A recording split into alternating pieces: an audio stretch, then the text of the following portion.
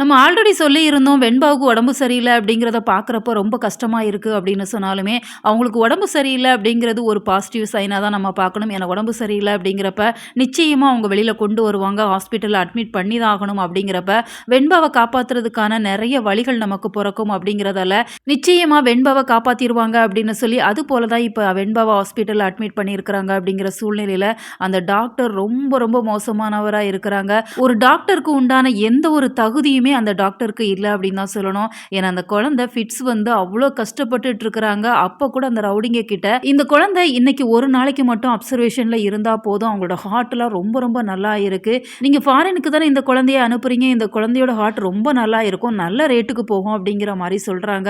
அத கேட்கிறப்பவே உண்மையாவே அவ்ளோ கஷ்டமா இருக்கு. ஒரு டாக்டரா இருந்துட்டு நீங்கலாம் இப்படி பேசுறீங்களே அப்படின்னு சொல்லி தான் அவங்க மேல அவ்ளோ கோபம் வருது. ஆனா அந்த நர்ஸ பார்க்குறப்ப ரொம்ப ரொம்ப நல்லவங்களா இருக்கிறாங்க. ஏன்னா இவங்க 2 பேருமே மோசமானவங்களா இருக்கிறாங்க. ஒரு குழந்தைய ஹாஸ்பிட்டல்ல அட்மிட் பண்றாங்க அப்படிங்கிறப்ப ஏதாச்சும் ஒரு லேடீஸ் வரத்தானே செய்வாங்க. இவங்க 2 பேரையும் பார்க்குறதுக்கே ரவுடி மாரி இருக்கிறாங்க. முன்பின் முரணா சொல்றாங்க. அந்த குழந்தையோட பேர் கேட்டா தெரியறதில்ல. அவங்களோட பிளட் குரூப் தெரியறதில்ல. அவங்களோட டேட் ஆஃப் பர்த் தெரியறதில்ல. எதுவுமே தெரியல. அவங்க அம்மா இறந்துட்டாங்க. அவங்க எங்க அண்ணி தான்.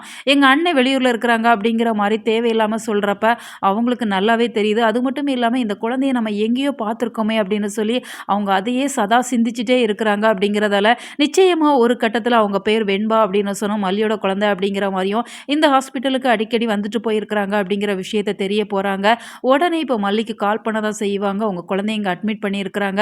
2 ரவுடிகள் மாதிரி இருக்கிறாங்க. அவங்க தான் வந்து அட்மிட் பண்ணியிருக்கிறாங்க அப்படின்னு சொல்றப்ப, மல்லிக்கு ரொம்ப ரொம்ப சந்தோஷமா இருக்க தான் செய்யும். ஏன்னா மல்லியுமே எவ்வளவோ போராடி பார்த்தாங்க நம்ம வெண்பாவ மீட்டுறலாம் அப்படின்னு சொல்லி. ஆனா அவங்களால முடியாத சூழ்நிலையில இப்போ நர்ஸ் கால் பண்ணி சொல்லவுமே மல்லி பயங்கர சந்தோஷப்படுறாங்க. நேரே ஹாஸ்பிட்டலுக்கு வர்றாங்க.